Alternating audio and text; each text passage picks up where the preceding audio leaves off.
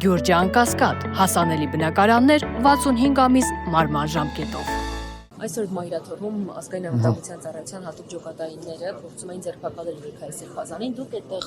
իրավական հիմքեր տեսնում եք ինչու են գործողությունների, հատկապես երբ քննչական կոմիտեի 1 տարվա վավերացում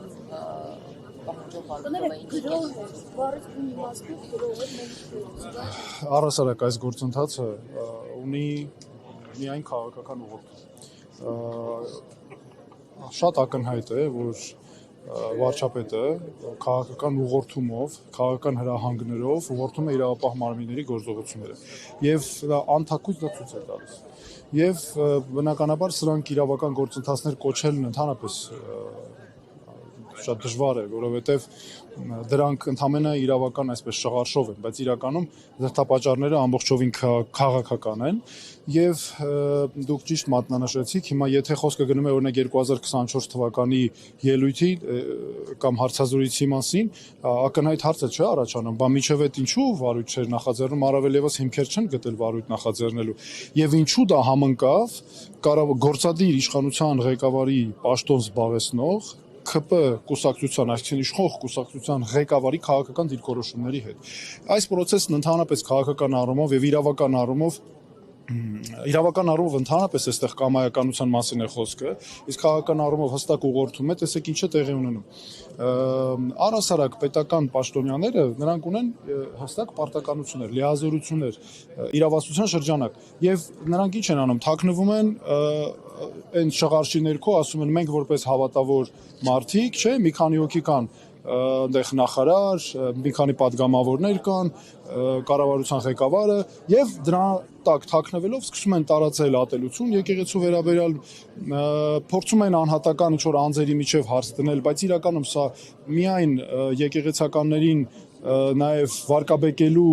հաշվին հայոց եկեղեցին վարկաբեկելու փորձ է, հեղինակազրկելու փորձ է եւ չնայած նաև Վարշավ է տեղի ունենում ակնհայտ հայ առաքելական եկեղեցու նկատմամբ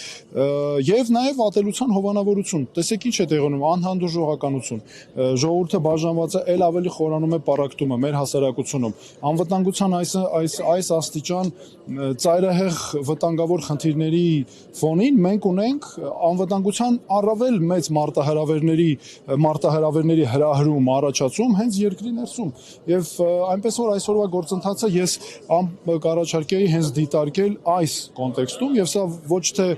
գիտեք ինչ որ կռահում են կամ սա հստակ գնահատական է, որը հիմնված է փաստերի վրա։ Սա ուզում եմ շատ հստակ ընդգծենք։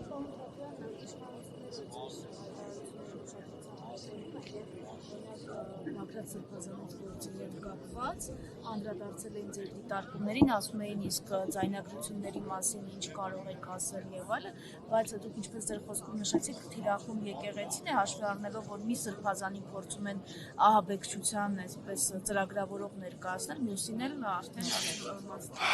Նայեք, Անի ջան, առհասարակ ես ուզում եմ հստակ ընդգծել, որ քաղաքական գործընթացներում բռնության կոչ, ատելություն, չգիտեմ, նմանատիպ որևէ երևույթ չի կարող տեղի ունենալ։ Դա առհասարակ պետք է բացառվի, որովհետև դա է պահանջում ժողովրդավարությունը, դա է պահանջում իրավունքի գերակայությունը։ Այստեղ խոսքը բոլորովին այլ բանի մասին է։ Տեսեք, ես քանի որ կա քրեական վարույթ նախաձեռնված, անմեղության կանխավարկածի սկզբունքը գործում է եւ այլն եւ իրականացվում է քննություն։ Հիմա իհարկե այդ քննությունը քաղաքական ակնհայտ դրդապատճառներով է, բայց ամեն դեպքում process-ը գնում է։ Իմ ասածը, իմ խոսքն այն մասին է, որ սրանից զատ երկրում իրավական կամայականություն է առհասարակ տիրում, որովհետև քաղաքական բարձրաստիճան պաշտոն զբաղեցնող անձինք, որոնք ունեն կոնկրետ լիազորություններ, օգտագործելով իրենց ազդեցությունը, կատարում են անօրինական գործողություններ։ Հիմա եկեք ընդհանրապես երկու տեսակի արարք վերլուծենք։ Հայաստանի կառավարության ղեկավարը հայտարարում է, որ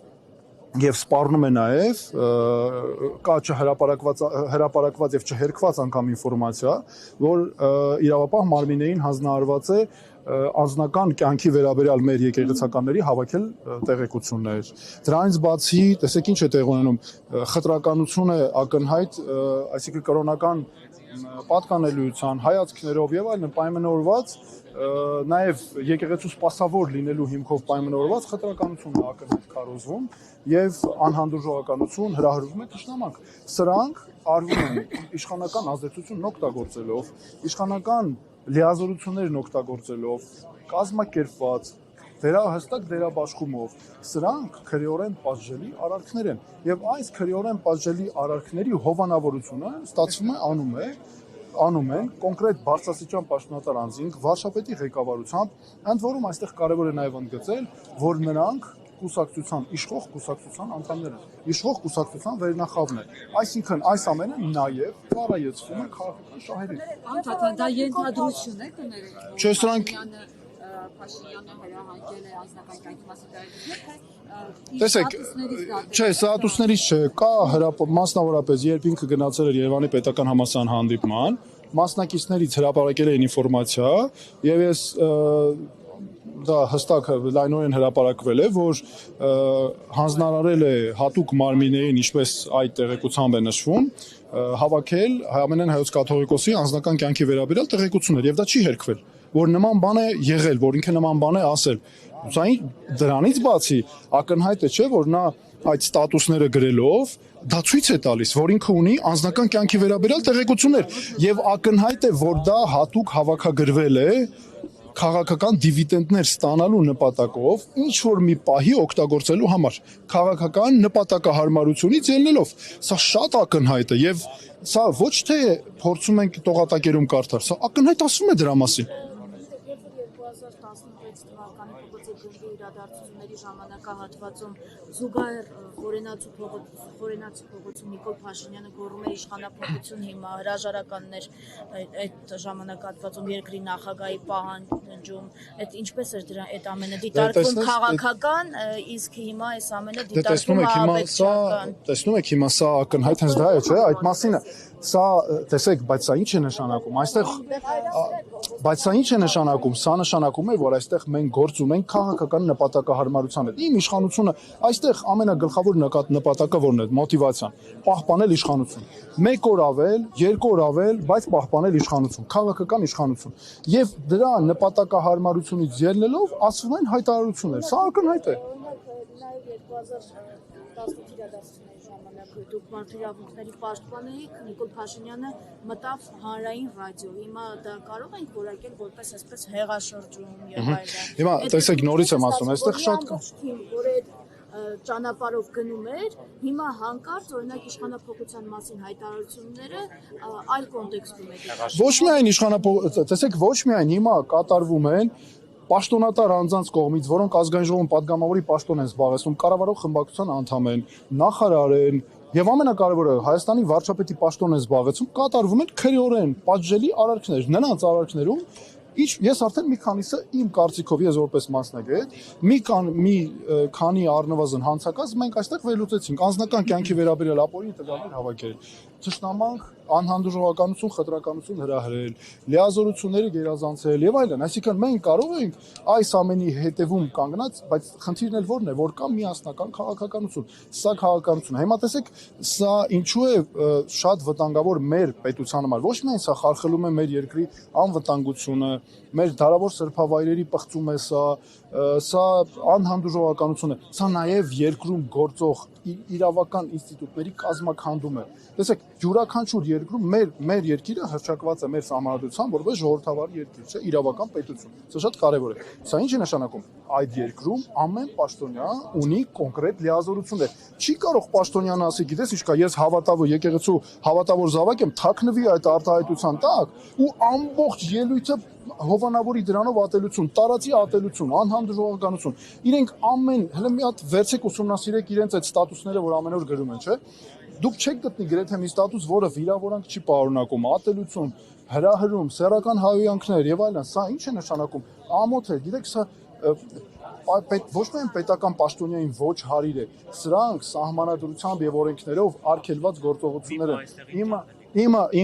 Իմ ասածը հենց դա է, որ այստեղ նաեւ մեր պետականության հիմքերն են կազմաքանդվում այդ տեսանկյունից, որովհետև ոչնչացվում են իրավական ինստիտուտները։ Այսօր որևէ իրավական ինստիտուտ, ես կարող եմ ասել, չի գործում, որովհետև նրանք ունեն կոնկրետ լիազորություններ։ Հայաստանի կառավարության ղեկավարը չի կարող լինել միահեծան բռնապետի տեսքով։ Նրան այդ ինստիտուտները գոյություն ունեն նրան զսպելու համար, հասկանում եք։ Ինստիտուտները ունեն իրավական պաշտպանությունը, որպեսզի չենթարկվեն Փաշինյանի Օրենսդրական,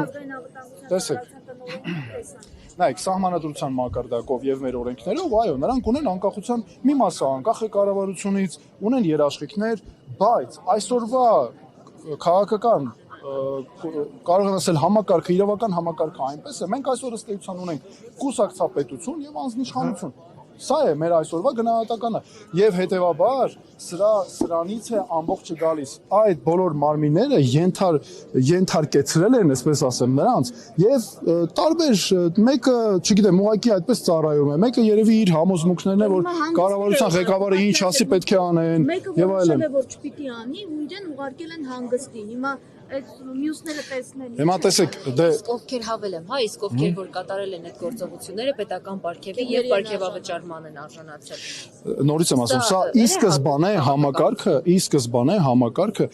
տեսեք, իրականում մենք այստեղ ինչը պետք է հաշվի առնենք։ Այստեղ ոչ թե գնում է պետականության ամրապնդում, մեր պետության հիմքերի, այլ գնում է համար մեկ խնդիրն է, ինչպես իշխանություն պահել։ Վերջ։ Եվ այդ տեսանկյունից պետք է ամբողջը նայել։ Հիմա տեսեք, անգամ այդ բառապաշարը, չէ՞, մենք այսօր միջազգային մամուլում խայտարակ ենք եղել։ Մեր պետությունը, չէ, Euronews եւ այլն ամոթ է, չէ, մարդ ամաչում է, որ իր երկրի գործադիր իշխանության ղեկավարի, որ ըստ էության երկրի ղեկավարի լիազորություններ ունեցող պաշտոնը կամ այդ պաշտոնը կրող անձը նման բառապաշարով է խոսում, հետո որովհետև ամբողջ միջազգային մամուլը ծաղրում է Հայաստանի Հանրապետությանը։ Ես ամոթալի է սա ուղղակի։ Սրանից բացի, սա ոչ միայն մեր երկրի իմիջին է հարվածում, սա ոչ միայն մեր երկրի ժողովրդավարությանը, հեղինակությանն է հարվածում, սա քանդում է երկիրը ներսից, որովհետև մենք անվտանգության մարտահրավերներ որքան էլ որ ունենք, շարունակվում են դրանք։ Պառակտումը, անհանդուրժողականությունը, մարդկանց խմբերի բաժանելը, այս գործընթացը հիմա որտեղ լրացած այդ սև ու սպիտակի կատարելագործված հիմա բաժանում է տեղի ունենում։ Սա անվտանգության լրջագույն մարտահրավեր է, այսինքն մարտահրավերը ապակայունացման է տանում երկիրը։ Եվ չասենք, որ ադրբեջանական զավթողական ծրագրերում սրանք այս ամեն ինչ տեղում, սրանք նվերներ են, սրանք գոհարներ են, որոնք ադրբեջանական զավթողական ծրագրերի համար են։ Տեսեք, ադրբեջանական զավթողական ծրագրերից է այսօր հայոց առաքելական եկեղեցին հռչակված է որպես թշնամի, որպես,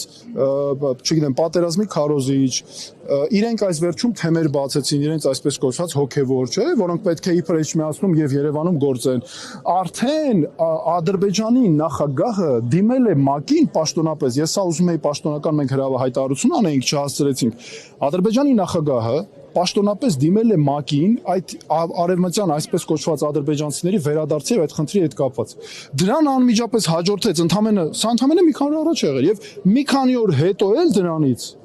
նորից էլի Թուրքիայում ընդունվեց իսլամական պետությունների այդ հայտնի կազմակերպության հռչակագիրը։ Տեսեք, այդ ժամանակ ուրեմն հետևյալ ժամանակագրական հերթականությամբ եղան իրադարձություններ։ Ստամբուլում տեղի ունեց Անկարայում ներողություն, տեղի ունեցավ հատուկ միջոցառում, որից հետո նվիրված այսպես կոչված արևմտյան Ադրբեջան այդ վերադարձի հարցերին, դրանից հետո, չէ, Ստամբուլի հռչակագրի չեմ ասում, դրանից հետո Ադրբեջանի նախագահը հատուկ նամակով դիմել է Միավորված ազգերի կազմակերպությանը եւ ակնկալում է պատասխան։ Մեր տեղեկություններով նա նաեւ դիմել է Եվրամիությանը։ Եվրամիության, եթե չեմ սխալվում,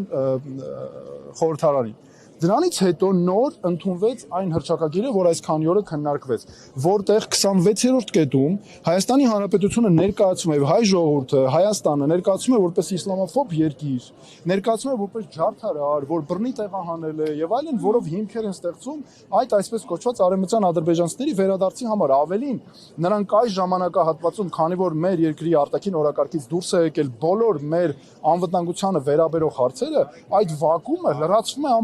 ամբողջ ադրբեջանական ինֆորմացիայով։ Ստացվել է այստեղ ապացուցվում է կամաց-կամաց է, ինչ որ Ադրբեջանի իշխանությունները մեզ այդքան մեղադրում են։ Սա նաև նշանակում է, որ մեզ նախապատրաստում են հնարավոր իրենց բարենպաստ իրավիճակի դեպքում ագրեսիայի շատ հստակ հիմքեր, իսկ փաստական հիմքերը ապահովում են մեր գերիների դատավարությունով։ Նրանք այսօր հիմա այստեղ գնահատականները տալիս են, այնտեղ էլ այսպես կոչված փաստական հիմքերն են ապահովում։ Իրական առումով ինչ կանխարգելիչ գործողություններ կարող է իրականացվել, արտգործնախարարությունը հայտարարություն տարածեց, բայց ամեն դեպքում եթե ՄԱԿ է դիմել Ադրբեջանի նախագահը, այստեղից ինչ գործողություններ պետք է հաջորդեն։ Կան օրակարգից դուրս են եկած կարևորագույն հարցեր, որոնք Հայաստանի անվտանգության այսպես հենասյունն են կազմում։ Օրինակ, չկա ընդհանրապես մեր զավթած տարածքներից ադրբեջանական զինված ուժերի դուրս գալը։ Մեր մի հատ էլ մենք գնանք մեր գյուղերը տեսնենք, արդյոք կարող են մեր քաղաքացիները սահմանամերձ գյուղերում անվտանգ զգալ, երբ որ մի քանի 100 մետր այն կողմ ադրբեջանական զինված ծառայողներ են։ Հասկանում եք, այսինքն ես տեսեք հիմա գանք նորից այս իրադարձություններին, որ տեղի ունեն։ Հիմա այսքան մարտահրավերների պայմաններում մենք պետք է լինենք փոխանակ միասնական, համախմբված, նույն նպատակին ծառայող, որտեղ մեզ բոլորիս սպառնում է մեկտեղ կենտրոնից հստակ եկող թուրքական, ադրբեջանական իշխանությունների կենտրոնից եկող վտանգ, իրական սպառնալիք, օրհասական սպառնալիք։ Մենք ինչ է այստեղ տեղի ունենում, թիրախավորված է հայաստանյան ծառայքելական Սուրբ եկեղեցին, եկեղեցականությունը, պարակտում են մարդկանց, քաղաքական դրդապատճառներով եւ այն ինչ մնացածը արդեն քննարկեցինք։